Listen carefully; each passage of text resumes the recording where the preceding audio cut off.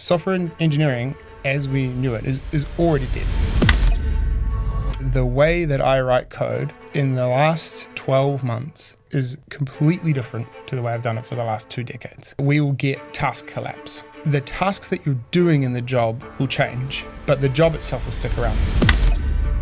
As we see them, these 170 IQ people, and they're doing these 70 IQ jobs. So Sterling is an agent assistant accountant. Joins your team like any other team member. It does all of these 70 IQ tasks for you. Completely takes them away. AI is just insane leverage. If you're a really great software engineer, a really intelligent finance person, a great architect, AI will make you 10 times better. I think the biggest lie is that it's going to replace everybody's job tomorrow.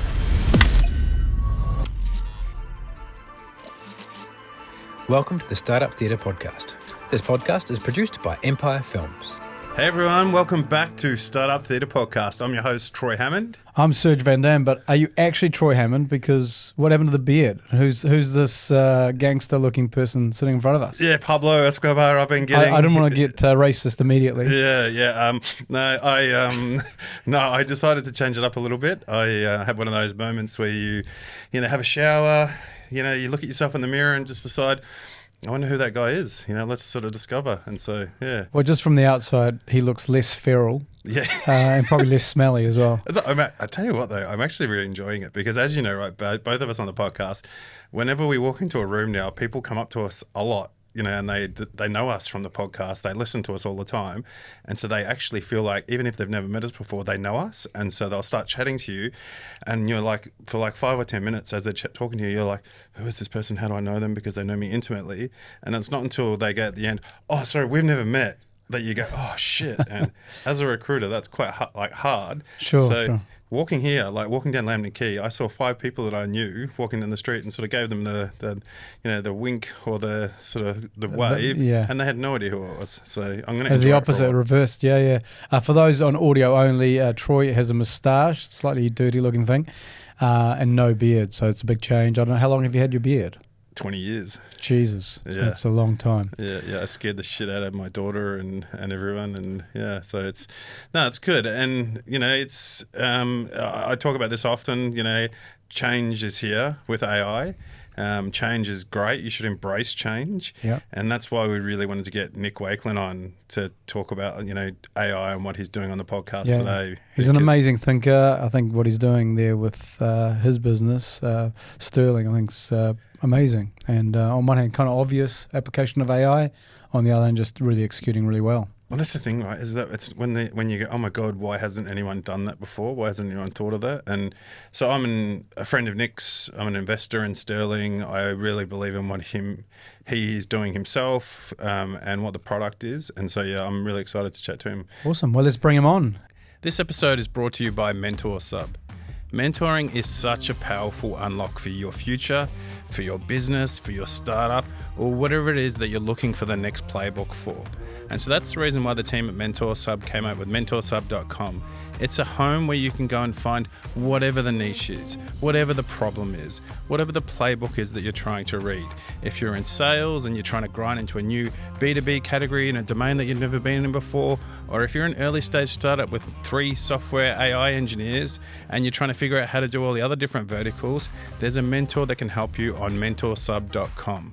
And they've recently just come up with a new feature called Mentor Matchmaker, where you can actually go on and let AI tell it a story, tell it what your problem is that you're trying to solve, and the AI will match the right mentor for you. And so if you need help on a problem that your company is solving, if you need help on a personal growth problem that you're trying to solve for yourself, or something at work that you're really stuck on, or you just need some career advice or things to figure out how you get to that next level that you're looking for, go and check out mentorsub.com. Nik, finally good to have you here, mate. Well, actually, welcome back, because you've actually appeared on the podcast before. Yeah, me and Cole's double act. Like nice. Awesome, welcome. Yeah, thank you, man. So, obviously, you have founded Sterling, which I'm really, really keen to explore with you. And Sterling is built off AI agents in the finance sector. So, let's dig in on the AI agent thing first, right? Are AI assistants actually really assistants? Are they actually legitimately saying what everyone's saying that they're doing? Yes, right. Like it's a it's a question with a very simple and straightforward answer. Like, yes, there's a reason that everybody is so excited about this as a technology, and that's because like of the potential that it can unlock. I think we're still kind of early on in that. At the moment, what's happening is a lot of the processes and things that are in place now, they're just kind of becoming like more efficient as we go through. But where it will start to get really interesting for mine is when new things start coming through, right? So like a good example for us is, we're running journals for folks, accrual journals. And normally you'd run those like as part of your month-end process. You run them on like workday 3 or whatever. But one of our customers is like, well, why don't I just run these every week, right? And then because you've got an agent doing it, right? You've got something else doing it for you. You can just do it that much more frequently. And then what that does is there's like a flow-on effect to the rest of the business. So each of these kind of like little inefficiencies that's kind of being rounded off suddenly starts to change the flow of your entire, your entire workflow of your entire business. When was the aha moment for you when you were building your agent? Like, when was the moment that you were like, oh my God, this is going to work? Yeah, so it's interesting. So I'd had the kind of conversations with Ludwig. We had this coffee up at... So Ludwig's your co-founder? Ludwig's my co-founder. With my co-founder, Ludwig. Ex-Apple, ex-Lightspeed. Yeah. Smart cookie. Basically, like, when you make a list of, like, who are the people that I want to go and start a startup with, like, his name's first or second on that list, right? And we had a coffee at Rude Boy Deli in Auckland. Very good. If you haven't had one of their sandwiches before, you've got to go there. Like a little ad for Rude Boy. I don't know if they're going to sponsor the podcast. But anyway, we had a conversation. We were talking about this. We were saying, right, we're going to go and do this. We think we can get it done. Actually, we had sort of like quite literally fallen in love with the customer here because both Ludwig and I are married to accountants, right? Like my wife's a financial controller and Ludwig's wife, Natalie, she's also an accountant at William Buck. And so we sort of had to get them on board to start with, right? Like you kind of, you're often your partner, your family, like they're your first investors in some ways, right? Because, you're stepping out of a solid career, you're a senior executive or whatever you want to be at a large company, you're getting paid a decent salary, and you're kind of saying like, I'm going to forego all of that. I'm going to work really, really hard, and I'm going to go away all the time, and like, and I'm also not going to get paid very much. Like, how do you feel about that, hon? And I think they're our biggest supporters, but they're also our first and kind of harshest critics as well, which is actually really great to have in your corner. And so we sat down.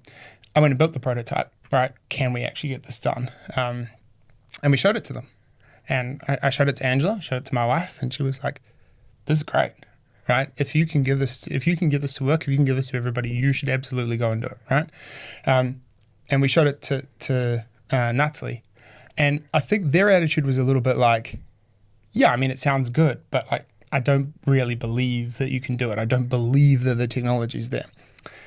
And so I showed it to her, and we just had this kind of hilarious spit take moment where I was sort of showing her through the AP process, and she literally zoomed in, right? Like she moved her face closer to the screen, and she sort of pointed out like, that, show me that. How does it do that? Because these are really detailed people. These are knowledgeable people. They're like, step me through exactly how that works. And then after that, she said to Ludwig, right, yep, this is good. You can do it. Awesome. I have verified that. So I think you're our first guest who's tried to build AIs to put your spouses out of a job. That's a pretty good start. I think it's not. Like, I mean, okay, I know what you're saying, right? And that's really, like, that leads me to a really good question. So I want you to answer this. Is like, AI assistants, a lot of people are like claiming, hey, we're going to kill off all these jobs. Elon Musk has come out recently and said, that I saw him on a podcast just yesterday, we were saying, look, UB is the future, universal basic income, UBI, and agents are going to run out of things to do for humanity, right? Because they just keep going. They're like a dog with a bone. So in your opinion, what jobs are we losing first? So, I mean, if I'm the founder of a frontier lab, if I'm Dario, Sam Altman, Elon Musk, right, I am heavily incented to kind of come out and tell you all that these things are going to do substantially all of commerce within 18 months, right? Because I've got to justify the however many billion I've just biffed into building a nuclear power plant right next to the GPUs that I've just bought by the thousands, right? The H100s that I've just racked up by the thousands. Literally, these guys are talking about gigawatts of power. And I kind of think that there are scenarios like that, but they're such like long tail scenarios, equally someone might start World War III, right? And then you've ended up in a completely different world as well. I think it's actually like much more likely that we will get task collapse, right? Which actually means that the tasks that you're doing in the job will change, but the job itself will stick around. You will still need somebody, right? So finance is a great example. You'll still need somebody watching the numbers, making sure that you're not selling $1 for 50 cents, right? That's incredibly important. You're always going to need that. You're always going to need some form of somebody building whatever it is you're selling, right? But pieces of that are important, but don't require like the human level intelligence almost will collapse down. What we often talk about is, we see our wives, right? One of the reasons we did this is because we see them, these 170 IQ people, and they're doing these 70 IQ jobs, right? They're relatively straightforward, but they do need like a little bit of judgment or a little bit of intelligence. And like up until very, very recently, you haven't been able to do that, right? Like a robotic process automation, something like that, couldn't quite get there. But now you have an LLM. The LLM speaks English. It has a world model. It can understand things like, this is related to an animal because it says bees or cats, right? Like that kind of classification that previously you would have had to have a human being go, okay, cool, that's how that works. Is that why you chose finance teams first? Because there's so many sheet jobs, that folks shouldn't be doing? I don't think finance is unique in having the set of jobs that shouldn't be doing. It is a really good domain for us to pick, and not just because we have kind of like built-in, like live-in experts, but also because free live-in experts. Free live-in, very important for an early-stage startup. Got to be user testing advisors. Got to be capital efficient. Yeah. So I don't think finance is unique in having these kind of jobs, right? I think they'll be all across the spectrum. But finance is really unique in a couple of ways. It's an inherently verifiable domain in a lot of ways, and you don't want to take that to mean like it's not without interpretation or not without creativity, because I think you would equally be wrong there. But often your job is, go and get the two sides of something and check that they match, right? And it's sort of like saying your job as a software engineer is to write the code that makes the thing work, right? Like there's a lot of detail that goes into that. But because you can bake that down into a ground truth, that makes it a very good domain to do agentic work in, because you can ask the agent to continue to loop through and kind of come back and say like, okay, was that correct or not? And you can give it that back pressure and have it go and loop again until you get there. Finance is really great to sell to, right? Much more so, like I think almost interestingly, software engineers are much more emotional about this kind of stuff. Finance people really aren't, right? They are used to kind of saying, how can I make this process as efficient as possible and as easy as possible? Whereas software engineers are a bit like, well, actually, I kind of like doing that. Like, I don't want you to take it away because it's kind of fun, right? These guys are like, no, I want to go and do the higher level stuff. So is there many other jobs, or what other industries or sectors or professions do you see doing 170 IQ people doing 70 IQ jobs? When you think about that as the mental model, which I think is excellent. Recruitment, obviously. Naturally recruitment. Yeah. I mean, you joke, but like a lot of recruitment is scheduling, right? A lot of recruitment is like, hey, when are you available? Hey, when are you available? And kind of trying to sync those two up. A lot of recruitment is teasing out from folks like, what is it that you actually want to hire? So I guess the boring answer to your question is basically everybody, right? Like if you take substantially any job, I think you can find pieces of it that you can collapse out away, and that people would be like more efficient, faster, have space by taking away. Mm-hmm. So hey, for folks that don't actually know what Sterling does, like what's your elevator pitch per se on what Sterling is? So Sterling is an agent assistant accountant, right? So the idea is joins your team like any other team member, sits on your email, sits on your Slack or your Teams. You don't even have to log into the app, right? Ideally, you don't. And it does all of these 70 IQ tasks for you, right? Completely takes them away. And it's an interesting distinction here, right? Because you talk about agents, and there are different types of agents, right? There's the co-pilots, right? And they're kind of like a forklift or something. If you have a skilled operator who knows how things work, they make that skilled operator vastly more effective, right? I got a forklift. I'm much better at stacking things on pallets than I am doing that manually, right? But then you have these agents that I think are much more interesting, and those are the ones who are kind of operating in your factory, right? And this is how, you're going to probably talk about how will the role of people change, or how will work change. And I think one of the ways that work will change is that people will be spending a lot more time kind of building the factory that does the work rather than sort of doing the direct work themselves, right?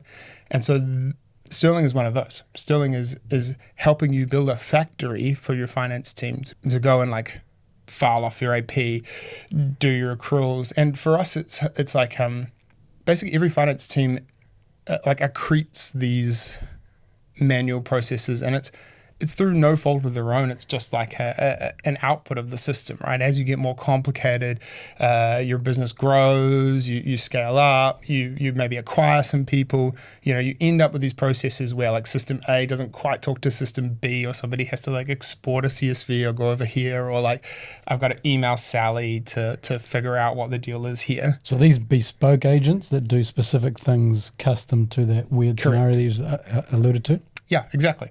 So you take your SOPs, your procedure docs, you load them into Sterling, or we'll help you load them into Sterling, and Sterling goes off and does that for you. So, you've got a 30,000 row export, and what you've got to do is categorize that based on these rules that are like, literally, like I said before, right? If this involves an animal, then it needs to go into this tracking category, right? If this involves a fruit or a color, it needs to go into the other tracking category, but only if it doesn't also involve an animal. Right, and that's the kinds of things that we're doing for folks. Why hasn't this been solved already? It's like anything, right? Like people have kind of put it together for kind of like string and paper clips, but these aren't processes that people are doing because they're like, oh yeah, I'm like a little bit lazy. These are critical things. This is like, this affects your reporting. If you don't do this, people won't get paid. We'll be mess up our tax payment. Like, people are doing these processes because they're critical, and so they want something for that is like solid, reliable, predictable, that they can rely on, that they have somebody to call up, yours truly, if anything goes wrong, like all of these kinds of things. And so I think you can kind of cobble it together, but what you want is something vertical. You want something that is built for this task, something that understands accounting and being an assistant accountant, right? There's a whole bunch of just like of little traps that you can fall into by using something generic for this, right? What's the capitalization threshold in this market, that kind of thing. Okay, well now, if you're over the threshold, that completely changes the way things should work, right? And and even inside that, there's little complexities. So if I buy, 3 chairs, and each chair is $600, right? So each chair is under the threshold, but all 3 together, if I buy them in one purchase, I then need to capitalize them. I can't expense them. And so that, like up until very, very recently, that's needed a human to understand, like, okay, even though these 3 chairs are like individual items, they are part of one complete purchase, even though they're like different model numbers or whatever.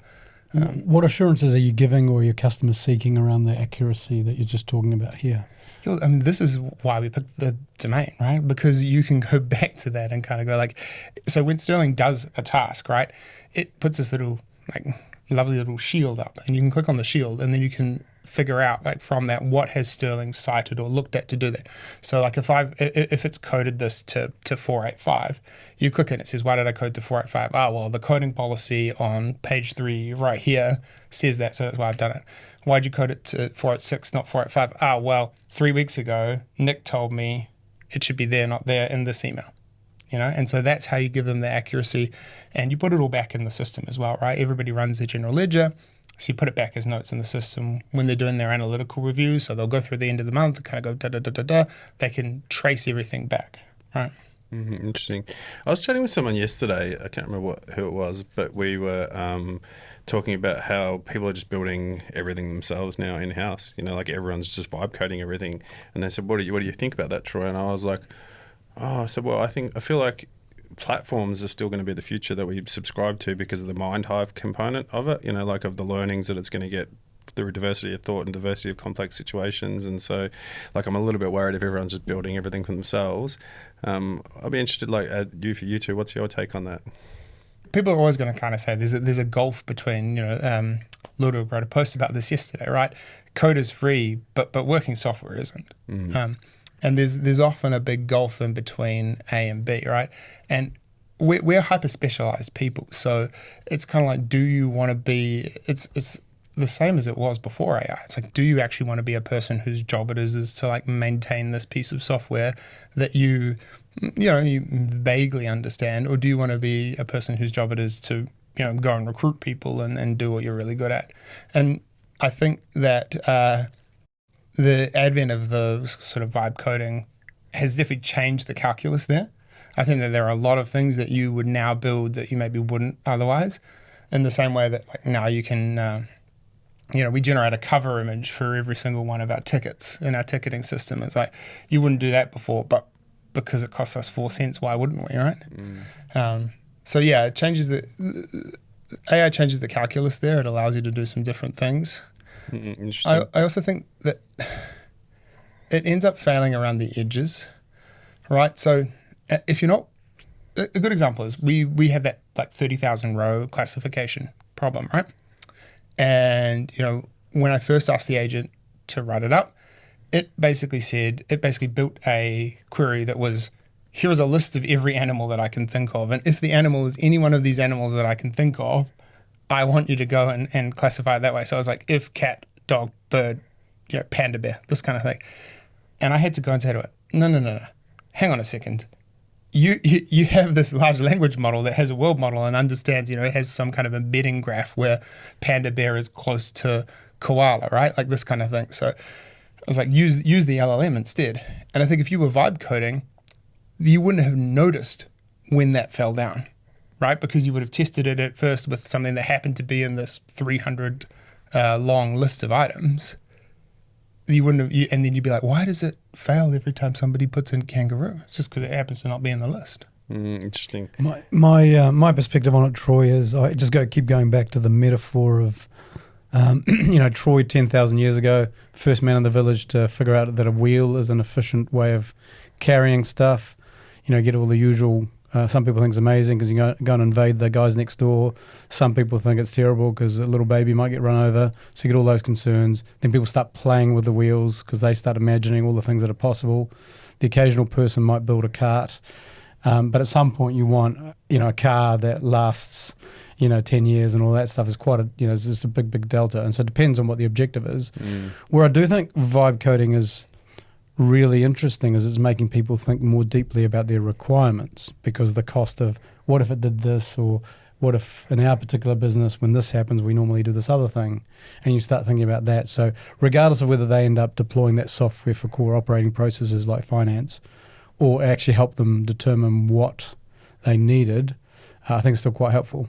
And then there's just a general joy. I think people who are not technical like you and I just like, actually, I shipped something, I built something, and it happens to do nothing particularly useful, but it was fun. And so that we should just not kill that at all. 100%. Like, I'm building at the moment, right, and I'm loving it. I'm pushing tools out every week at the moment, right? And but I guess like for me and for everyone else that's listening, Nick, that's like really thinking more deeply about AI now, if we can pull the kimono back a little bit on how AI systems work, talk me through like what's something that people aren't thinking about or might be surprised about, like with AI and agentic systems behind the scenes. Yeah, it's an interesting question. I think a lot of people have sort of heard about a few things, right? And they sort of take those things and apply them to all AI systems, right? They've heard that it's a statistic model. They've heard that it hallucinates or will go and randomly spit things out, right? And I kind of think the opposite is true, right? These are statistical models. Like, yes, there is some variance built in there. But often if you can constrain it such that like the set of good outcomes is the only set that is possible, the only solution that's possible for that, you'll always get that, like functionally always. And so I think they're a lot more predictable and understandable than you might think. I think a lot of people sort of think, oh, this is the magic box that I throw things into and I get an answer. Have you, because you've been dealing so closely with AI now, started using it more for your personal life because of the confidence that you've got in the business? I think I was like already pretty AI pilled. Like my ChatGPT is pretty filled up with basically everything. You know, hey, I've got these things in the fridge. What do I cook? Help me grow my grass better, because I can't seem to make that work. And I don't know, it's given me some good advice. I've got a nice coverage now. Yeah. Is that a metaphor or? I mean, no, it's like quite literal. My grass Okay, is just clarifying for us. I love that there's tokens being used and nuclear power point somewhere like running on hot because Nick's grass needs to be green. Someone's launched a satellite into space to do inference on What's the biggest bullshit lie in AI right now? I think the biggest lie is that it's going to like replace everybody's job tomorrow, right? I think, like I said earlier, I think that there are some people who have a vested interest in that being true. So in it being true or in it being believed to be true?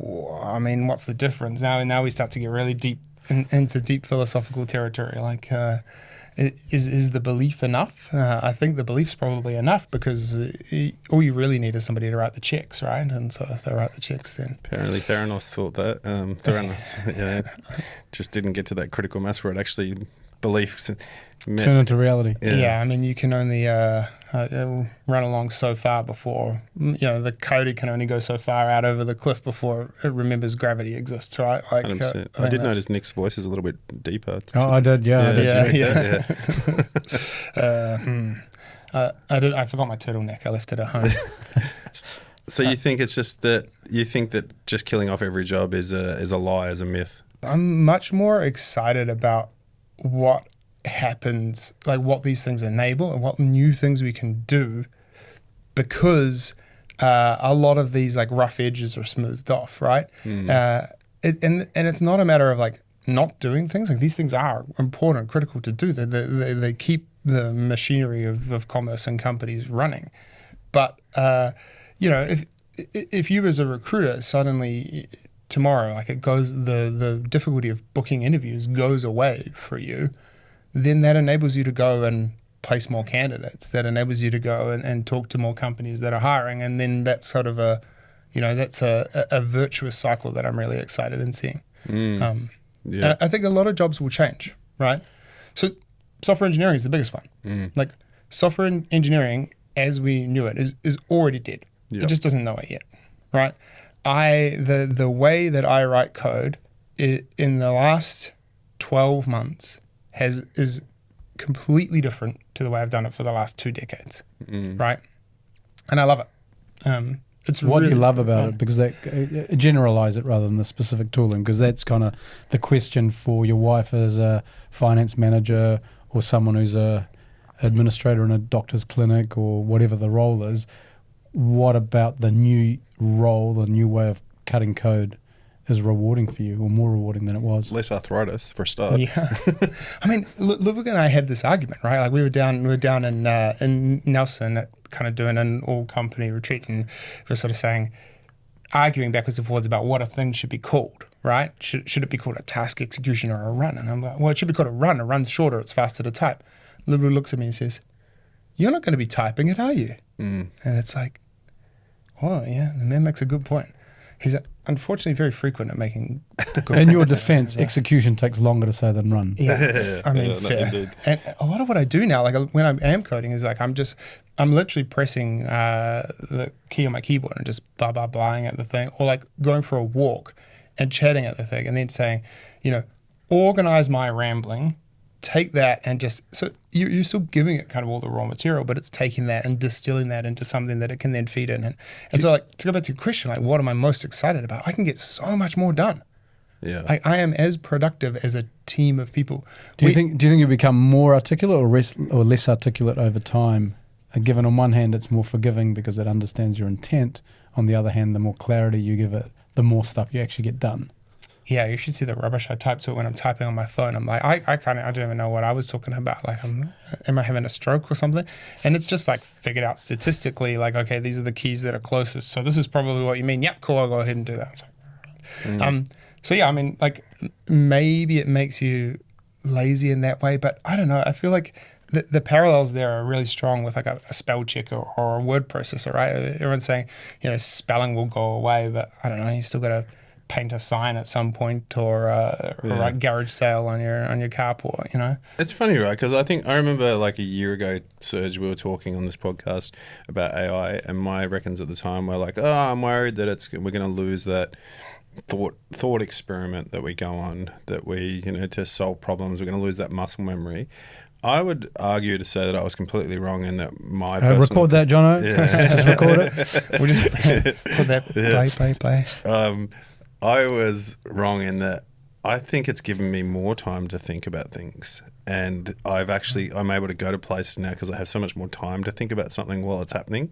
It's amazing to me like how much deeper I can go to now. Especially if you're curious, because I just think you look at what are 3 other ways in which you might explore this issue, or what are 5 other options in terms of people who can do this or approaches to this problem. So as long as you've got that inherent curiosity, it is totally mind expanding in that way. Yeah, it makes you think deeper about stuff. What's it doing badly though, Nick? Like, what are agents still not up to par on? So a lot of the harness engineering that we're doing, right, with Sterling. Do you want to describe what harness engineering is? Sorry, a lot of the harness engineering that we're doing. So harness engineering is is actually building the saddle basically for this really powerful technology. It's like, how do I take this raw power and give it to people in a way that they can use in their day-to-day lives? So a good example for us is like Sterling hooks up to your email. Right, so it seems like a really simple thing, but it's really powerful because it just completely, you can just take the external email in, grab the invoice, and it gets filed away. Right, you literally don't have to touch anything. Yeah. When you ask Sterling to do a Workday 1 task, it'll do it at 5 a.m. So you turn up in the morning, and like 7 a.m. you're ready to go in there and review it. Right, so a lot of the harness engineering we're doing is like around tailoring the outputs and getting it to work for a specific task, for a very, very specific task in most cases. So I think to answer your question about like kind of what is it doing poorly, you still need to do you still need to give it a lot of help with anything that's really large. So 100,000 row spreadsheets, 400 pages of tax guidance, like these kinds of things you need to really help it with. You've got to sort of swap them in and out of the context window. We've got to mess around. We have a bunch of sub-agents. So, whenever we're doing a GL coding, for instance, we hand that off to a sub-agent because the sub-agent then has to go and look up, what have you done last time? What's the historic precedent? What does the tax authority say? Take all that, distill that back and put it in the main agent. And so, yeah, you're not kind of one-shotting everything, if that makes sense. Yeah, I think that's probably worth exploring because I think a lot of people, especially early on in their AI journeys, especially non-tech people, think of, well, firstly, the chat windows, their first interaction with these AI tools, and then they get the idea of an agent that can autonomously do something. But I think the multiplier which you're implying here is the agent that then consults 2 or 3 agents or gets one agent to do one thing and another. Do you want to talk about, I guess, how you guys think about that and then what you think it unlocks? Yeah, so a lot of what we're doing there with the kind of sub-agent orchestration. So like Sterling is, as far as you're concerned, you're a finance person, Sterling is Sterling. You talk to Sterling and you don't have to see any of this stuff, right? And that's part of our value, right, is that we hide the complexity from you there. But a lot of what we're doing there is solving things like the haystack problem, right? Do you want me to explain the haystack problem? Is that what? Explain it for our audience. So the haystack problem is kind of LLMs are actually kind of bad at finding specific things if you give them a lot of information, right? So if you give the LLM the entire text of like, Moby Dick, for instance, and then you say in the middle like, Nick and Troy went for a beer at the Malt House, right in the middle of that, and then you kind of give it that big whack of content and say, where did Nick and Troy go for a beer? pretty often it will have no idea, right? Because it's the needle buried inside the haystack, right? It also does strange things like it overweights the front and the end of the prompt, right? So a lot of what we're doing is hiding those limitations from folks or those complexities from folks. Often you give a particular model, like a particular call, too many tasks, right? You ask it to do too many things all at once that are slightly disparate, because if you can think of the internal workings, right, it's a statistical model. It's trying to sort of like light up related groups. So if you sort of give it things that are too disparate, it'll start sort of, things will leak out, or it will start not doing that well. We were asking it for our invoice understanding was, we were asking it to go and say, you know, who is this from and who is this to? Not always easy with invoices, right? You think that would be incredibly obvious, but it's not. But then also we were asking it, like, what currency is this in? Again, trivially, right? We'll look at the currency symbol, right? But Americans, when they invoice, they obviously don't put a currency symbol on there because, you know, there's only one currency as far as they're concerned. But they will also often have an address in Ireland. So if you sort of just looked at the address, it could be euro. If you looked at the currency, you go, well, that's, you know, maybe US dollars, this kind of thing. So we're asking it to do that. Asking it to say whether the invoice is paid or not. And then we're also asking it to do a whole bunch of APAR fraud checking, go and check in the bank accounts and all this kind of thing. And as we kept adding those, all of a sudden our evals fell off a cliff. Again, do you want to explain what evals mean in this context? Evals are like the Crufts dog show for your AI agent, right? So we have all these things where we just make the agent jump through the hoop and go through the tunnel, and then we go and give it a score at the end, right? Because they are, And these are human evaluations of how well the AI dog went through the tunnel. Yes, exactly. There's both a human scoring and an automatic scoring. So we have a golden set, right? So we have this is the formatted spreadsheet that I've formatted myself as a human, and this is the one that it spits out, and we automatically compare the two and then give it a score. And it oscillates around that score, right? It has a curve, and we have a window that we're happy with and this kind of thing. So yeah, again, I think there's a subtlety that's lost on many people, is that AI can actually do really good evaluations on other AI, and then it can do it multiple times in multiple ways using multiple criteria. So there are ways of ensuring this generic sometimes hallucinates to actually we've checked this 16 times in 14 different ways, right? Yeah, and I think that's part of what you need to have a production AI agent. And again, this is the kind of thing that, I don't think it's impossible to get to if you're vibe coding, right? Like you can get there, but I think somebody needs to talk to you about this. Like, how do you actually, because they are stochastic, it's like, how do you constrain the outputs? Like, what kind of curve are you happy with there on the outputs? You know, what kind of things should make it instantly fail the eval, right? Like these two things don't add up. Eval fails. We can often if we can come up with an eval that is like consistent enough and crisp enough for us, often what I can do to one of my coding agents is say like, hey, just like go off, spin on that eval, keep going until you get it to 1.0, and then I kind of come back and look at it and I'm like, oh, sweet, good work. Let's ship it. I literally would tell it like, hey, I'm going to bed, I'm tired. Can you just keep going on this eval all night until I go in the morning? And when you get to 1.0, we'll ship it. It's crazy, isn't it? Like, to go back to your dog analogy, right? And agents are like a dog, because they will just keep coming back to you with a smile on their face, like sitting at your lap waiting for the next task, and it's insane. They're just like this tireless collaborator, and it's so much fun. You can just decide one day, you're like, you know what, I do not know enough about the Roman Empire or whatever. Okay, ask me questions about the Roman Empire until it's clear I understand it. Right? And you go to any human being, like eventually they're going to get bored. But they'll punch in the face. Yeah, and just go, oh my God. One of the questions I have is, have you encountered the comparison or the avoidance of comparing humans? So like, if a machine makes a mistake once every 1,000 times, people are like, oh, this is disastrous, told you it would never work, blah, blah, blah, blah, blah. And then it's like, have you ever met a human?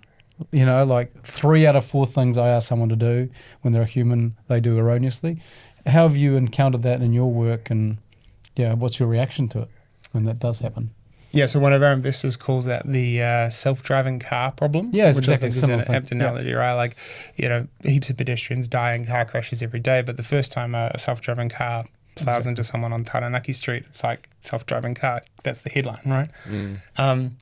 And I kind of think that that's okay. I sort of think that we should have higher barriers for these things because they do enable more. You can go faster, right? Like a lot of people will ask us, hey, we have year end. Can we have 10 sterlings? And the answer is yes, right? You can have 10 one month, one the next, right? And so if we can suddenly scale that up so high, you're 1 in 1,000 failure. Now, this is they talk about this with airplanes, like 1 in a million means that it happens like 3 times a month or something like this, right? So I'm actually okay with the bar being higher for an automation, for an agent. And it kind of gives you the confidence, right, that we are confident in these things, if we are annoyed and surprised when something goes poorly. So it's really easy. It's actually kind of funny. The agents themselves are hard on themselves. Like quite often you'd be coding against an agentic flow, right? And the coding agent will say, that's just agent variation to me. And I'm like, I don't know. Like I think you're just kind of, we talk about these being solar flare. In our agents, our MD, it says, you're not allowed to put things down to solar flares, right? You have to actually go and find what the root cause is. Actually, like this is something that Cos taught me forever and ever ago. He used to say select isn't broken, because there's this really basic SQL command like called select, and I was basically insisting to him like, no, this is broken, and he's like, think about that for a second, right? If that were true, what about all these other people who are using that every day without fail? And I'm like, yeah, okay, that's a fundamental attribution error that I made. But the models are really susceptible to that, right? They're just really susceptible to going like, well, it must be a solar flare or an LLM variation. And I kind of think that's lazy, right? Like you're having these things do more and more important and critical work. Like you should have evals, you should have understanding of what it's doing. Like you talked about kind of LLM as a judge thing, right? Can you use one LLM to judge the outputs of another? We have 3 separate places in which that happens, right? We have an initial planning step, we have a quality check step, and then we have what we call the overmind step, which is like at the last stage, after the task is done, we actually bring in another agent with a fresh context, and we say, you're a financial controller now, like you're Sterling's boss. Go and evaluate what it's done, right? Go and see if it's made any fundamental mistakes. And to my point before, right, when you give it that specific task, it's very, very good at doing that with all the sort of crosses and I's dotted and T's crossed. Let's go back to the human side, right? Like, so AI assistants, their jobs or their operating system really is to replace, augment humans, right? And, replace assistants, replace junior roles. Or replace 70 IQ as you said before, kind of tasks. So how are we building up to 170 IQ again if all the 70 IQ people that are there meant to be learning lose their jobs? So let's say like here, when we're talking now, let's say like I drop a C-bomb or something, right? You're welcome to. John is going to... And we're back because he just did. John is going to cut that, right? He's going to edit that out. How's he going to do that? He's going to click some buttons on an editor on a computer, right? But we're going to say, that ended up on the cutting room floor. Why do we say that? We say that because it used to be the case that you would have a whole bunch of people who were like literally sitting in a dark room with scissors cutting and taping the reel. Is that not what Jono does? I hope so, because he invoices me for that. But like, so that went away entirely, right? And so it would be ridiculous now for you to start a junior and go, right, here's some reel-to-reel film, learn to cut it up. This is stuff we don't care about. This isn't like the one perfect take where Nik sounds amazing. You can just cut it up and mess it up. So now you would start them on the editing tools. And I think that's what happens now, is right? People are worried about like, how do we get juniors up to where we are? Well, the reality is like it's not a hazing. They don't have to go through all of the stuff that we went through just because we went through it. They should start with their factory and talking about, how do I automate this? How do I use my agents? How do I go from there? And I think you'll find that when you actually talk to those folks, right, they're excited about doing that. My brother's just started as an architect, right? So he's just like literally just graduated, he's just started his job at an architecture firm, and he's kind of like, okay, well, how does AI change this? Like I'm getting into that. I'm going deep on that, right? I can't wait for the back in my day conversations that we're going to have with our kids when they're in the workforce. Like back in my day, we used to actually have to do the work. I think there's some, like, if you actually want to think about like some of the interesting changes that are going to happen, right?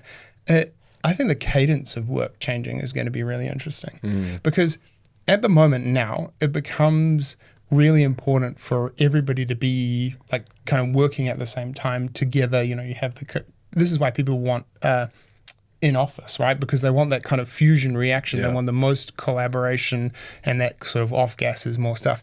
But now, it's the 5 a.m. thing for Sterling, right? Like Sterling started at 5 a.m. and prepped everything for you. Your agents have worked overnight. So I use the word cadence as well when I talk about the impact of AI. How will, and this is probably a recruitment question too, like how will we reward performance? What will be the delta between, even if you've got high AI adoption, but your ability to tolerate high cadence, what is the delta between a good accountant and a great one in an AI, post-AI era, or a good recruiter and a great one, or a good architect and a great one? How do you think about that, if the cadence is the moderating multiplier?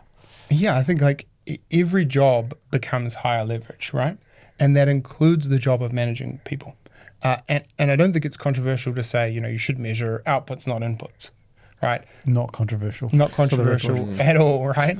I imagine you've been saying that to hundreds of people, right? But I think actually doing that, the gap between sort of saying that and actually getting that done is like, it's often quite difficult and getting there is tough. But in a world where I might have set up the factory that's gone and done 40 people's worth of work, and now I'm like sitting at my desk, having a coffee or whatever. You very much can't measure my inputs. You have to look at my outputs because the delta between the two is going to be so high. So my question is then, how do we remunerate you, and what I think it's the title do same. we I give think you? it's the same as like Mad Men era, where there's a guy drinking whiskey at his desk because he's got a team of 60 people behind the scenes that you don't see, working their ass off to make it happen, and taking his insights and his thinking and putting it to work. You just don't see the agents anymore, right? Like AI is just insane leverage. That's what it gives you. Like if you are really good at a thing, like if you're a really great software engineer, a really intelligent finance person, a great architect, an awesome recruiter, AI will make you 10 times better. Yeah, I think it's already giving me time to take on more. So I'm doing 400% more than what I was doing 4 years ago, and less burnout. And I think it's only getting easier every day, the more stuff that we're automating and building. So, but it's an interesting question, because how do I evaluate it from my point of view when I interview someone? Because I can't see that on a day-to-day contextual basis. How do I know that you're worth $280,000 versus someone that's worth $200,000? These are questions I still don't know the answer to. The brave new world in that regard. Hey, obviously you've talked a lot about what your product does. You've talked about your own coding. What about in your business? Presumably you're trying out there to get customers. How are you using AI on the go-to-market, marketing, sales, maybe customer success, the other part of the business? Yep. So we use GRW.ai. We had Alistair on the podcast here. Yeah, it's good pod. He's a good sort. Great man. And it's what's cool with that is like I love, as an AI first company, like working with other AI first companies. Like we're in the Slack with them and we'll kind of say, hey, it'd be cool if Taylor did this, and they'll be like, boof, yeah, does now. Oh, okay, that's cool. It's like, this is how it feels for our customers. That's awesome. But yeah, so that records everything I've done and it gives me a grade. And I don't always love the grade. I'm like 70%. Like I hate that because I'm like, I never got 70% on anything in my life. Like how do I get 90%? And all Alistair tells me is like, oh, Taylor's a harsh marker. But I think he's lying to me. I think he's lying to you. Yeah. So I just want to double click on that, right? Because so for folks that don't know you, right, like you've been around, you've had a lot of success. You've actually sold a bunch of companies and SaaS products. You've worked in big corporates or scale ups, so to speak. but always as an engineer first. But you've always kind of worn the product hat because it's always been in your own companies, your own founded. But now you're sort of coming in as the CEO salesperson, right? And so like, how's that transition been for you? And especially when you've got someone evaluating you on that every day, in Taylor. Yeah, I feel like sometimes I feel like I'm sort of vibe coding being a CEO, right? Like I'm doing stuff and kind of like the output seems good, but I don't know, am I going to fall over at some point? And obviously I have good advisors around me, good investors who can help out with a lot of that stuff. It was an All Back coach who said it, like the secret to being a good All Back coach is coaching the best players, right? Yeah. And I think the secret to being a good salesperson is like having something that people want to buy. And so I don't find myself selling all that often. It's more kind of like, explaining. Hey, tell me what the worst 5 things that you do in your day job are. And they kind of say that and say, yeah, cool. How about we do those instead? How about we just do that for you? Yeah. And they're like, great. So then it's just a matter of, fronting up with the goods at that point. This is the unlock that I used to do. So I used to be a sales trainer and coach. And the unlock that I used to give to people is that the best salespeople in the world are the people that don't realize that they're salespeople. And that's because they're not selling. They're just problem solving. And that's what selling largely is, right? Is problem solving. Some people just dirty it up by, never letting the truth to get in the way of a good story as they're problem solving, right? And so, yeah, I think it's interesting. How do you, like with AI products now, Nick, how do you stop building everything? Because as you know, right, like whatever agent you're using will give you the next little hit straight away as soon as it's like, yeah, push that into production. That's great. Now, one more thing. I think you should use some more tokens by thinking about this feature. And so how do you control what you're building? I mean, that's Ludwig's job to an extent, is like to add the taste, to add the product understanding to what we're doing. I also think that what we want to do is use the tools for the places in which that's high leverage, right? So a good example is you're building integrations. Like you will have seen this pattern for a lot of AI products is that they have a big like Cambrian explosion of integrations. And the reason behind that is that, a year ago or so, each integration you built would require a specific code path, would require specific testing. And so you would get this sort of like, and then you need to integrate them all together. So you would get this sort of horrific curve as you go up. So you wouldn't want to do, say, too many GLs, for instance, because, it'd be, you just sort of kill yourself under the maintenance burden. But now, because you can have that LLM layer in there that sort of understands, okay, this is what an invoice looks like. It doesn't really matter which GL it comes out of. That's much more of a straight line. So that means that in that case, you don't want to stop yourself building everything because it's like hugely valuable. Interesting, man. Interesting. Hey, so as I said before, like you've had some success in your career, right? You've sold some businesses, you found a bunch of businesses. What are you going for this time, Nick? Like, what does success look like to you, to Sterling? Like, walk me through what is financial success, what does engineering success look like for Sterling, at the end game? Like, look, at the end of the day, we want to have fun and ideally like solve some problems for people. You deliver that value and then, kind of hopefully the money comes. I'd be lying if I said I don't want a check with a few commas on it at the end. That would be nice. But like objectively, like starting a business is a stupid thing to do, right? Like you have to be a kind of special kind of stupid to go and found a business. We interview a lot of idiots on this podcast. Yeah. It's because we are idiots. Like some of those, you talked about kind of the past ones, like some of the, we had to be stupid to start these things. We did MinuteDoc, right? Mm-hmm. So we did a time tracking business, right? And okay, like admittedly it was 2008, but even then a time tracking business was kind of like old hat, like not differentiated in any way. Wasn't it in some like office above a strip joint or something in the hut or something? It wasn't quite that bad, but we were in next to an abandoned building next door with all the drug addicts and everything. We used to climb out the window and sit there and like kind of have drinks on a Friday night and talk about what we wanted to do in the future. And we came in one Saturday morning and the building was just gone. And we were like, oh, where are all the people? God, like we've been just sitting on it and maybe it's, I don't know, collapsed or burnt down in the night or we have no idea. But yeah, like we started this business and basically, again, it was Cos, right? Like we had this script that was taking our time entries from another system and then putting them into an invoice in Xero. And Cos came to us and was like, give me that, right? As only Cos can do.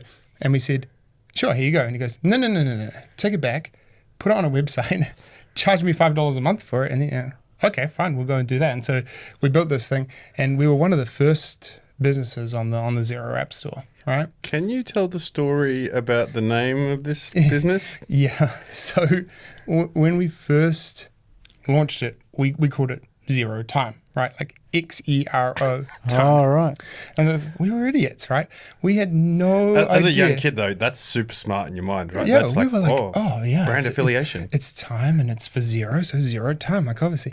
And it wasn't malicious, right? We just didn't know, we didn't understand anything about trademarks or any of this kind of thing. Like we just didn't understand what we were doing with that. Anything whatsoever. And so we launched it and everybody was excited on Twitter back when it was still Twitter. And I got this phone call and it was sort of like, hi Nick, this is Ali Grigg. I'm the COO at Xero. I was like, okay, hi Ali, how's it going? Yeah, we're really excited with what you've launched and it looks really great, but we're distinctly uncomfortable with the name. It's like, oh, okay, I'm sorry, we'll change it this weekend, blah, blah, blah. He's like, no, you'll change it today. And so we went to lunch and very, very quickly changed the name. But like, I think it's great work from What's it called now again? From Ali, Minute Doc. Minute Doc. And Jared's still running it. It's still a great little piece of software that a lot of people like. Yeah, isn't that cool for a Kiwi company though, to like take the high road and not send their lawyers in? I think it was great work from him and great work from Xero. They're just kind of going like, you know what, these are just kids. They're excited. They don't understand what they're doing, and so they would have been well within their rights to send us a legal letter and have us change it. But I think a phone call was just more effective ultimately because you got same day change. Yeah. We went to lunch and we sat down and we just like put like time words on one column and like because it was the fashion at the time was to call everything like HQ or hub or something. So we put like station words on the other side and just matched it to. I mean, AI would have been great because we would have said just like, give us 57 names and we'll go through them until we like one. But yeah, like it still runs and like it's grown over the years and it's always been profitable and it was just a genuinely like dumb thing to do, but it was great fun. What was the thing you're most proud of engineering pre-AI? Proud of engineering pre-AI? It's a good question. There's probably a couple of things I've done like just out and out engineering things that hilariously AI would do in just all of 2 seconds today. Like, I think when you're a software engineer, right, you go to uni and you do all this kind of stuff and they teach you about graph algorithms and like A-star pathing and all of this and you go, yeah, cool. But then when you actually get into the workforce, it's much more like, it takes the data from the form and it puts it in the database, right? Like that's basically your entire career. And so whenever you find something, so I did Gelato, which was an API documentation as a service, like developers.europe.com as a service. Had to generate big API responses, and API responses could have like parent and children, this kind of thing, and they could have cycles in them. And I was like, ooh, graph cycles. Like I actually needed to go and look up Wikipedia and go like, okay, what's the algorithm for finding out if this directed graph contains a cycle? I had to implement that.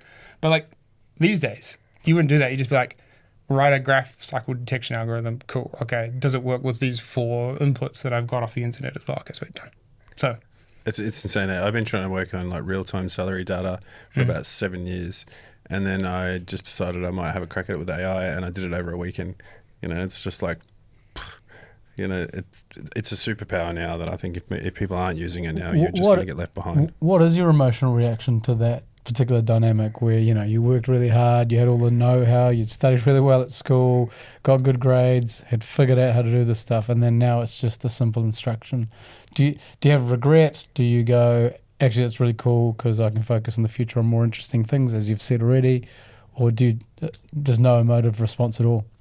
I think when I was running my own business, if you had given me like a remote control to control the world and I'd been able to fast forward to the point where I'd done that, I would have. Right. And so like now I can. So it's like it's a good those test. things. those things have always been like intellectually interesting, right? And it like exercises your brain, and it's kind of cool. But all that matters is what you produce, what you output. And so if you can get there faster, more reliably, like why wouldn't you? Right? You'd be dumb not to. You hear this first, Nick. If Nick was an athlete in the Olympics, he's definitely on juice. Yeah. So let's just let that be known. Well, like I'm definitely not doing like I'm definitely doing freestyle, not like backstroke or butterfly or something like that. I want the one that goes fastest, right? Yeah. Nice. Hey, what advice would you give to someone who's listening to this now and is about to go into this space? What would you say? Look at this first. Think about this first. Do this.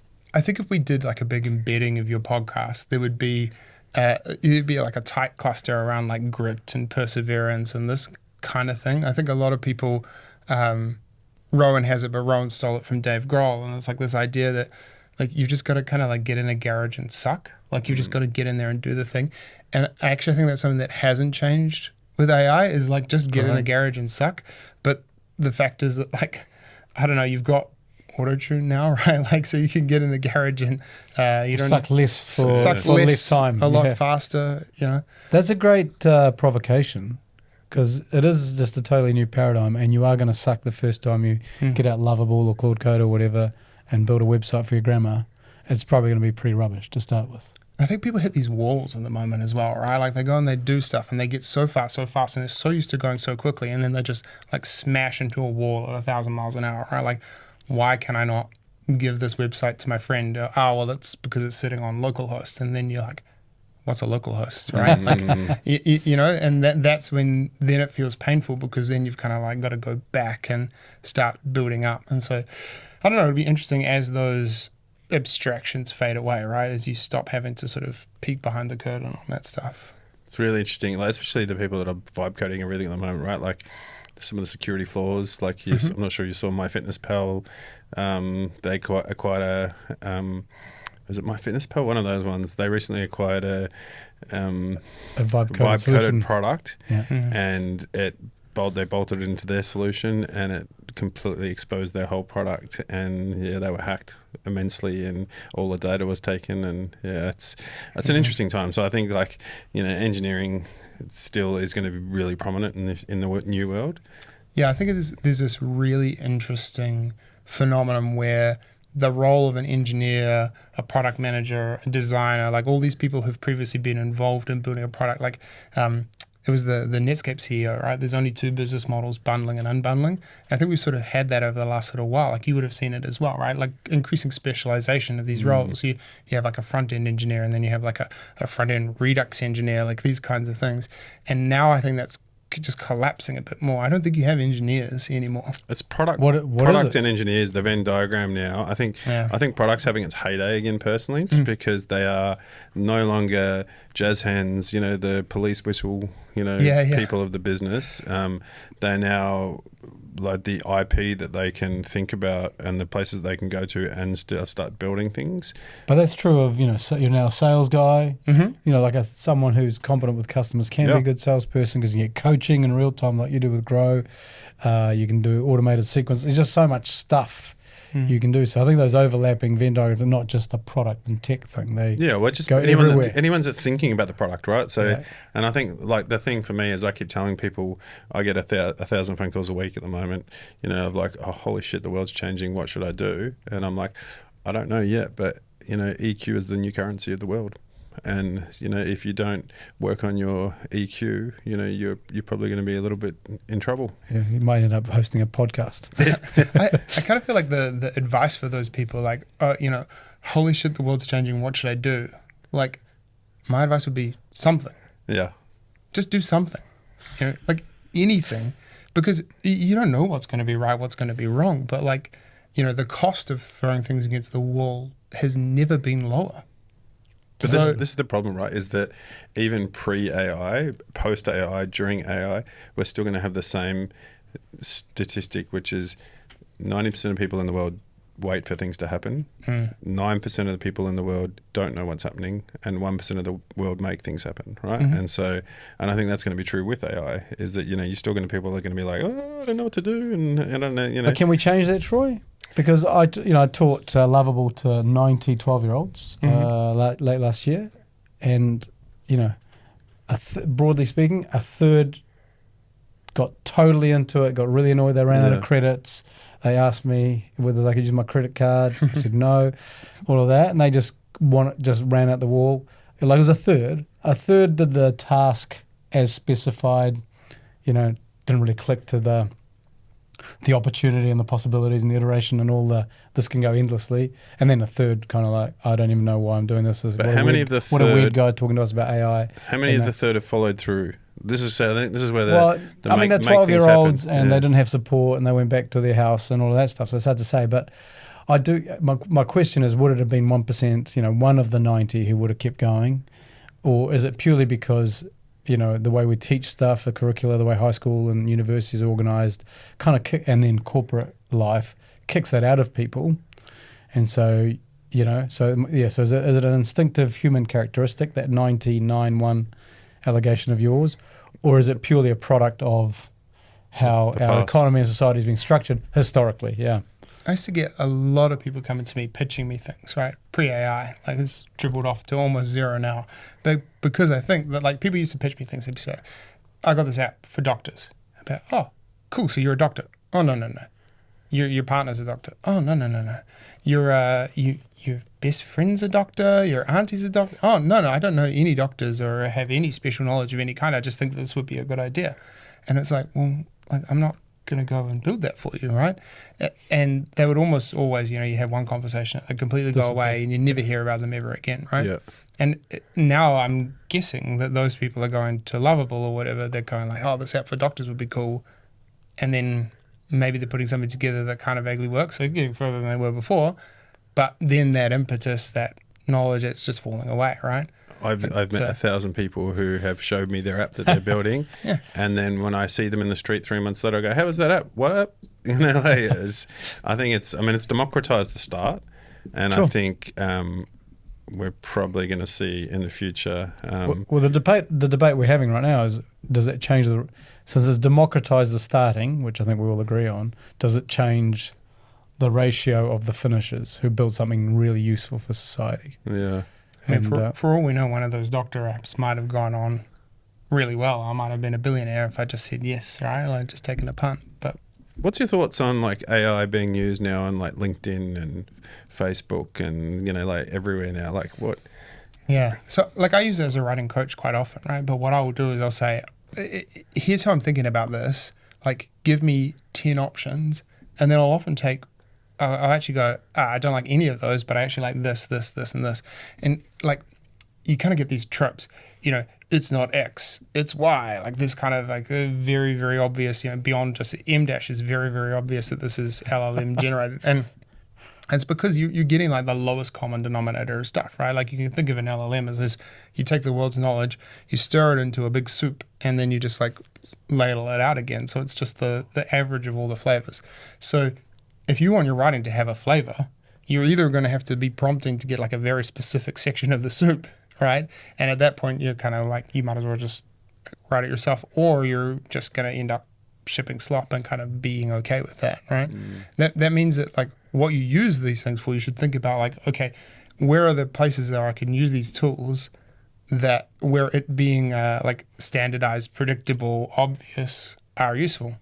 Like finance, for instance, right? Yeah, makes total sense. It's almost like I have a thesis and I've gone almost started a business about. If I didn't know you any better. Yeah, I know. I'm a broker. And he's married to an accountant too, so like investable. Yeah. Hey, we're kind of at the end of our allotted hour, right? So, but I've got a few things that I want to sort of ask you about. I've been processing this a lot lately, that AI is democratizing the pace that we can move at now, like what we talked about before. Like we can quickly get a rapid prototype up and running, right? And so then I think Toby and I talked on the podcast that, this is kind of perfect for New Zealand, because we're generalists, we're number 8 wire, and, we can do all these things. And then after the podcast, I reflected on that, and then I'm thinking, fuck, are we just kidding ourselves again in New Zealand with like, have we just got cooler number 8 wire now, that can morph? Like, do we still need superpowers, like the engineering culture that is in the Valley? And so as someone, like, because you've spent some time all around the world, right? And so from your perspective, does New Zealand have a competitive advantage because of the number 8 wire, or do you think it's going to hold us back? No, absolutely not. Like, I think that we kind of, sometimes as Kiwis, we sort of comfort ourselves with this comfort blanket of like per capita, right? We say, oh, well, you know, we weren't first in the world, but we were first per capita. And it's like, I don't know. Who cares? Yeah, I mean, it's probably maybe that's a bit harsh, but like I don't want somebody to be sort of like cutting me my acquisition check and going like, well, this is your acquisition check per capita, right? Yeah. Like I don't see why, you know, we have so many amazing Kiwis that are so good at so many things. Like I don't think we need to go and say we don't need this crutch, right? I think we need to be really careful. You look at the US, you look at the Valley, the just sheer concentration of talent there, right? You just grab the top 5% of engineers, product builders, founders there, and that cohort, just sheer weight of large numbers, is 2 or 3 times us. And so if you're talking about a technology like AI, where people get leverage on those skills, like that leverage it compounds over there. And so I think it behooves us as Kiwis to like have the ambition to go and do that, not to go and say, oh yeah, well we're you know, big in our own backyard, this kind of thing. Interesting. What's like largely for you as someone, because you've been back in New Zealand now, what, 4 years, I want to say? Yeah, 5. 2020, we came back in January 2020. We went to Japan. I put him into a job and he tried out New Zealand for a little bit and he was like, no, bounce back to the UK for a bit, and then came back. Then he came back. We talked to him, we were like, you know what, we're not done with the UK. Like, it was really fun being over there. So like I joined a startup and there were, you know, 80 people on the engineering team. When I left, there were 400, right? And so you've been there 6 months and you were like definitionally like an old timer, hand, right? An old hat. And just the scale you're operating at, right? Like, you know, people talk about like, oh, well, it has to work for every person in New Zealand and they have to log in once a day. Yeah, okay, so you mean it's happening 5 million times a day? Like, talk to me when it's happening 5 million times an hour. Yeah. You know, like that's what matters. And so that was really fun to be able to experience that and to like genuinely feel like out of my depth. You know, I had a job interview over there with a guy and like I got the job in the end, right? And it was super nice. But I sort of said, oh, you know, I've been doing some stuff with Cassandra, this particular database. And he was like, oh, okay, cool. He tossed me the whiteboard pen. He goes, draw Cassandra for me on the board. My big mouth got me into trouble here. And so I'm like, oh, I don't know, maybe like cap is a thing, like start. And just like, and he turned out to be just like, and a super nice guy, right? All the smartest people are also super nice. It's really annoying. Like it's just completely unfair. I was like, can you just be a bit of a dick so that I feel better about myself? But yeah, and he turned out to be like an absolute distributed systems guru that I learned a whole bunch from, right? But you wouldn't necessarily just sort of like run into that person in New Zealand. It would be like, you know, I would go to you, Troy, and I'd be like, hey, I have this really gnarly distributed systems problem. And you would say, yeah, I know the 3 people in New Zealand who are doing that, as opposed to just sort of random job interview running into it.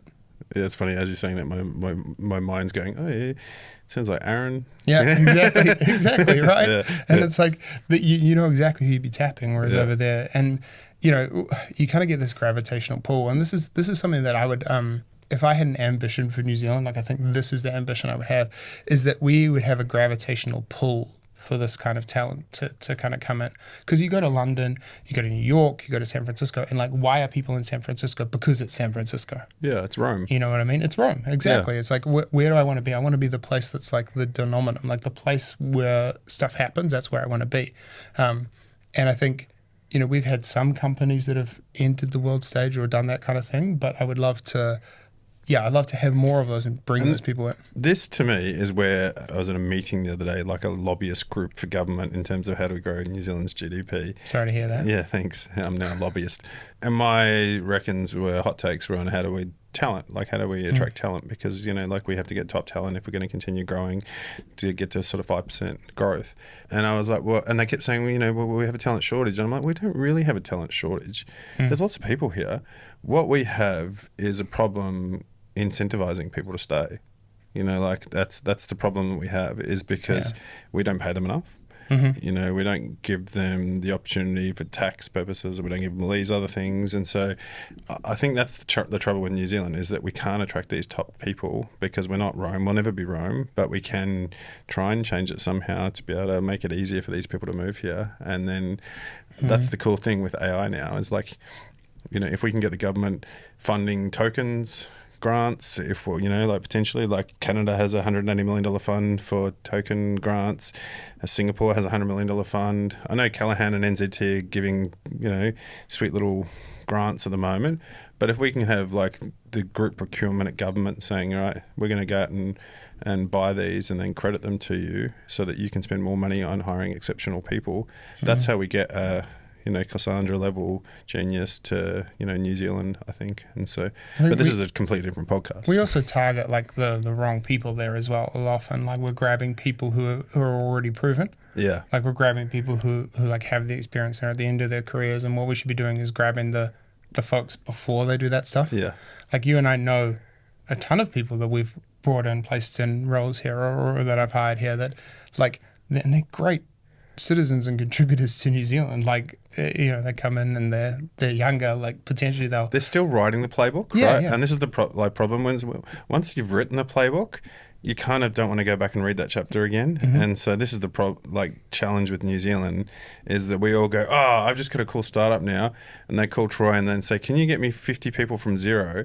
You know, and I'm like, well, they don't want to come and do that again, you know, like, and you know, like, we need the talent that's actually like recency bias in that space and thinking about that. Yeah, interesting like thought experiments to go on, I think, especially when it's being filmed.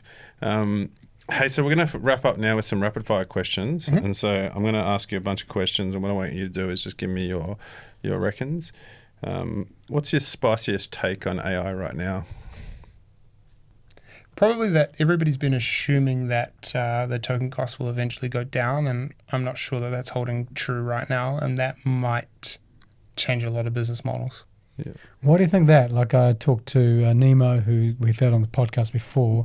They've bought big machines running LLMs locally on the machines, not paying anything.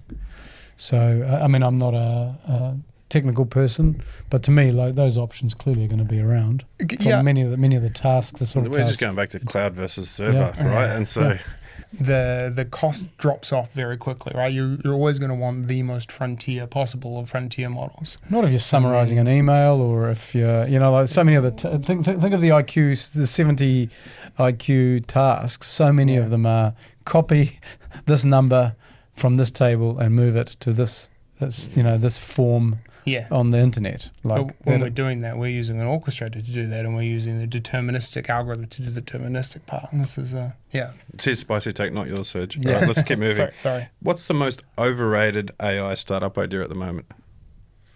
I think a lot of people are doing coding orchestrators. So they're kind of doing some sort of thing where I can run my fleet of 6 or 7 agents, and I don't think anybody's nailed it right now. Like, I'm still using like tmux and swapping between tabs like a caveman, rather than using this like gas town stuff with your polecats and your mare and this just insane levels of complexity on the orchestration. I think what will come out of it is actually something really simple that everyone will use, and it's kind of blindingly obvious. In hindsight, yeah, that's the thing, is like everybody wants to kind of like start poking at it to get through, but yeah. This question's sponsored by the folks that are sitting around with post-it notes at the moment trying to come up with a company. What's the most underrated AI opportunity? Anything to do with like workflow engines. Like, I think previously we had this sort of fantasy of, okay, the way a workflow works is you have this really nice diagram and it goes from A to B to C like this.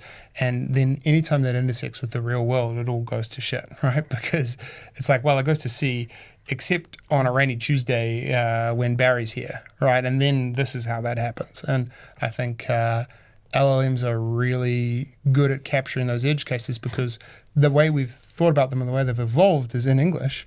And so when you can kind of have something that speaks English, it enables a lot of interesting new opportunities. Will more users be interfacing with AI tools, standard users, not necessarily engineers, verbally, typing, or otherwise?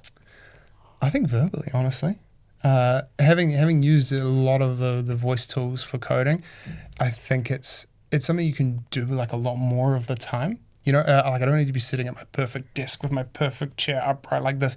You look at people walking down the street and they talk on WhatsApp and they send a big long message, but they don't send a big long message with typing with their thumbs. They send a big long message like this.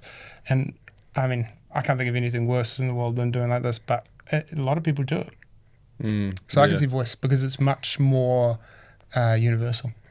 I've come around to voice a lot in the last couple of months, and like with Huckleberry and all these other products now that are AI verbal products, it's unlocking so many things. Like I walk and talk to ChatGPT all the time now, and I'm like, I can go for walks in Mount Victoria and just literally just orate what I'm thinking, without worrying about my sweaty fingers hitting my bloody phone screen, and it's just working as I'm thinking. I'm walking. When I was planning out Sterling, I was going walk up the Te Whiti riser.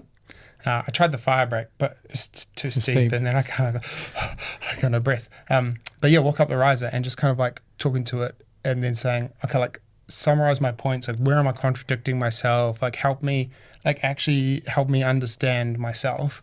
And it's like that. Something about being verbal rather than written makes it feel more expansive. Like it makes me brainstorm more effectively. What's contextual? Like you're in the conversation almost. Yeah. Some people find it difficult. They like to be like I have to be verbal. I'm a sales guy, right? So I talk to express my thoughts, and sometimes they just come out as like diarrhea until I can sort of grasp at what I'm thinking.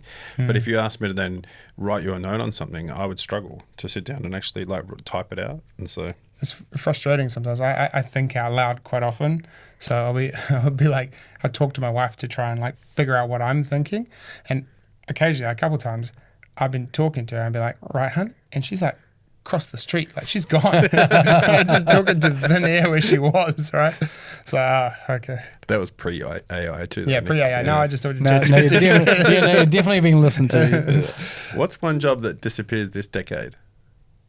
I don't think any job disappears. I think, like I said, software engineering is already gone, right? Like software engineering as we knew it is gone, but you're still going to have like product builders. You're still going to like the same things that we always wanted, right? Like you look at my phone, right? There's some crazy machine that has these ultra smooth mirrors that are made to make a nickel droplet that gets hit by a laser, and they're making this little chip and they're putting it into this thing with the lithium from Africa, and they're doing that so that I can play like Angry Birds on the bus, right? Like all of that stuff is happening just for that. But that human desire, that like desire for entertainment, for connection, for exploration and understanding, like that human desire is the fixed point there. So I think that's always going to be fixed, and then how we get there is going to be roughly the same. Interesting. Right? I just fundamentally disagree that jobs are going to go away. Yeah. I, as a recruiter, I'm not seeing it at all yet either, and so I agree with you. But you're more likely to see new ones popping up, right? Or like people trying to change. Like quite often, I feel like people tack a word onto a job because they're like, I want like a little bit of this and a little bit of that, a little bit of the other thing. Like I want a GTM person engineer / okay. You really just want someone that's going to solve all your problems and customer success engineer is the big one in New Zealand at the moment. I'm like, engineer. So you just want a technical customer success person that can do SQL, and they're like, yeah, that's pretty much it. I mean, I can see that, man. Like being a customer success, like we used to do tooling for customer success, and it must suck, right? A lot of the time you're sitting at the end of a very large machine, right? And you can see very, very clearly the gaps in the customer experience and all these kinds of things. So being able to actually go in there and say like, you know what, I'm just going to solve that would be extremely satisfying, probably good for the company. 100%. You see these businesses now and they're giving like internal tooling, they're giving like MCP and these kinds of things to the customer service agents so they can have the same level of access as a software engineer. So previously you had this weird handoff, right? You have this customer service person, they have to go to the software engineer and say, can you look in the back-end system to figure out what's going on with this customer? Tier 3, please. Yeah, exactly. But now they can just say to Claude, like, okay, go look in the back-end system and find out what's going on with this customer. Right? Yeah. And then I think that's a great example of the like merging and smoothing together all the roles. Yeah, so pretty much everywhere software engineering's dying is what you're saying. Yeah, Like even support, everywhere. Even support. Cool. I got one last question for you. What would be the first prompt someone should give ChatGPT, Claude, whatever tool they're using to start thinking about building their idea? Ask me questions until. That's my only sort of like hot tip. And in terms of a topic of interest, you mean something that I care? Ask me questions until it's clear that I understand this. Ask me questions until I have a really crisp pitch for my business. Ask me questions until I know how to approach this thing with my partner, right? And because it's like, that's you using it as a tool, as a sparring partner, as something that's reflecting back on you, rather than you saying like, just like give me the proposal or like tell me write me an essay on the Roman Empire. You're actually saying like, no, like let me ingest this context and have it in my context window, and then we'll go from there and we'll build something out. Yeah, awesome. I really like that. I'm going to go and tell people that that's my idea, and as always, fair enough. Yeah, it won't be recorded anywhere that I stole this. MIT license. Do whatever you want, just don't sue me when it explains to you how to. I can't promise that there's a history of people being sued on this podcast. Hey, Nick, that's awesome, man. I really appreciate you taking the time to come into the studio and chat us through Sterling. I mean, we could have made this podcast 3 hours because you have had a phenomenal career before Sterling. I'm sure Sterling's going to be, phenomenal there so as well.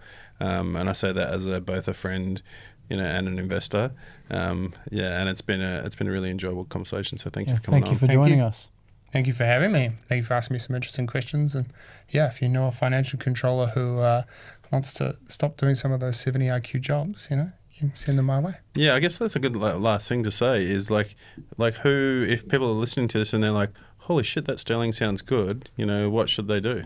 I think it's what I generally find is I have a conversation with someone and we kind of like plant the seed, right? Like I show them a couple of things it can do, and then they'll give me a ring in like a week and they'll say, so I was doing this. And I was like, you know what? Sterling should do this for me. I'm like, yep, it should. Send me that. So that's what I want people to do. Is like I want you and your finance team or whatever to be sitting there and going, why am I doing this? Right? Like, does this actually need me? Does this need my intelligence, or should this be part of my factory? And then give me a ring and I'll take it away for you. And your URL is highsterling.com. Is that correct? Highsterling.com. Sterling with an E, not an I. Yeah, awesome. Although both of them work. Awesome. All right, we'll put that in the show notes. Thanks for coming on, Nick. We need you to leave now so we can talk about you and discuss if this podcast was actually good or not. Fair enough. I'll put my trumpet on the door and figure out what's going on. Cheers, mate. Thank you. Thanks very much.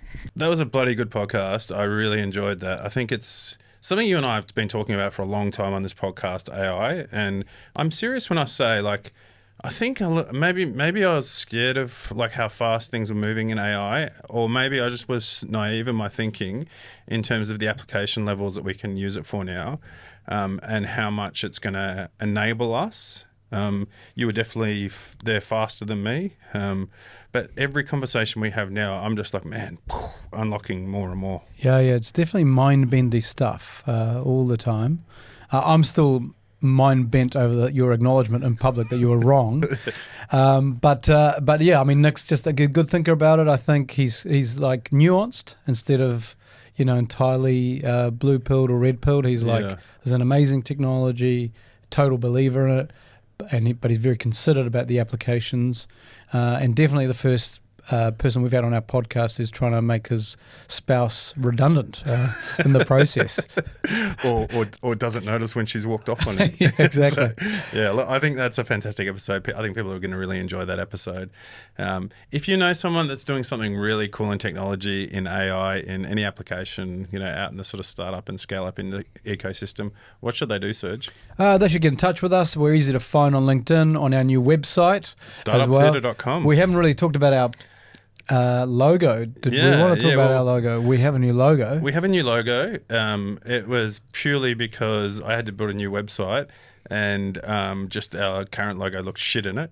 And then Who did we blame for that? Just Jono? That was me. I reckon we should blame. Oh no, yeah, we'll get Jono did that.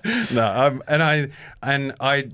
we had so many people send us logos and do all these things, but there wasn't anything that was perfect. I don't know if that's perfect either, but I just wanted something a little bit more simple, and less theatre-y. I think because, now that we're a big-time podcast, number one podcast in the country for startups and tech and business, it's important to pull your big boy pants up. Yeah, well, thank you for joining us on this episode of Startup Theatre. Hopefully you've enjoyed our conversation with Nik Wakelin and got as much out of it as we did. Yeah, if you want to watch our previous episode, have a look down here. And obviously go down here if you want to subscribe to the podcast, because this is how we grow the podcast, by you subscribing. So hit that little subscribe button down there right now.